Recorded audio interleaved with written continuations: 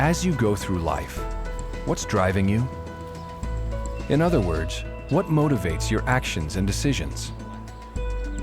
What are you ultimately trying to do?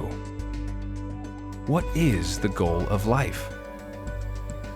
Well, let's take a look at that blade of grass that's forced its way up through the sidewalk. What's it doing? It's surviving. Just like every living thing, including you.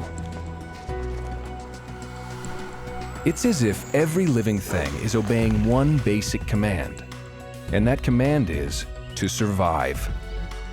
Survive is the one thing common to all life.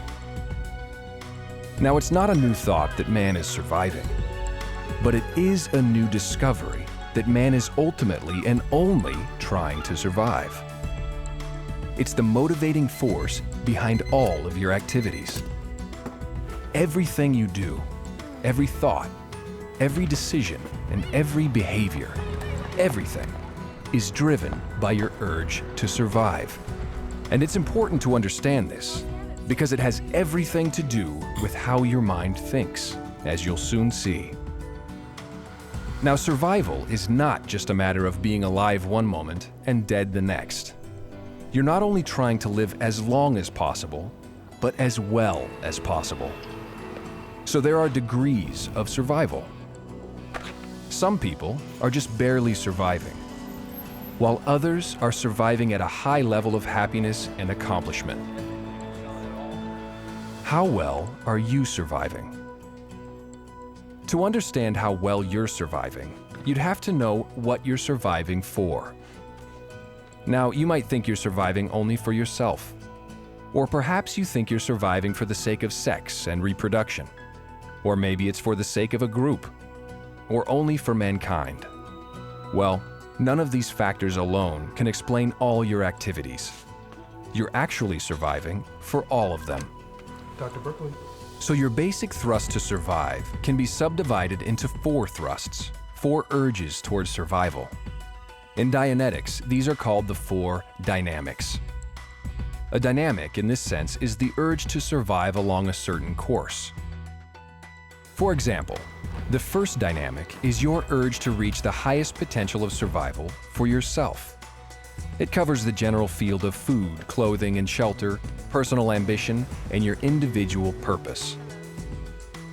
The second dynamic is your thrust toward potential immortality through children, and includes all sexual activity as well as the creation and rearing of children. The third dynamic is your urge to survive through groups, as a member of the group or for the survival of the group itself. This includes the group you work with, or any clubs or teams you belong to. Even the country you live in is a group. The fourth dynamic is your urge to survive for mankind, or the urge of all mankind to survive. If you're operating at your optimum, you would be seeking to survive as best as possible along all 4 of your dynamics.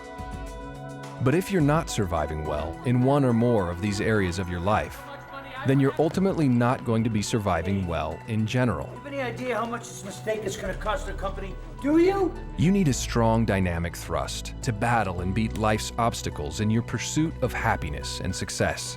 Why can't you get yourself a regular job, huh? And you need rational solutions for problems that threaten to lessen your potential to survive. It's done today. If you were functioning at your absolute optimum, your thrust would be very strong. A person who is cleared of the effects of his reactive mind operates in this manner. His solutions for the problems he faces are rational and survival-oriented, because nothing is throwing off his computations. We can do this, people! Good work, guys, good work! But when the reactive mind enters irrational information into those calculations, irrational thoughts and decisions result. You find yourself behaving in ways that hurt some or all of your dynamics.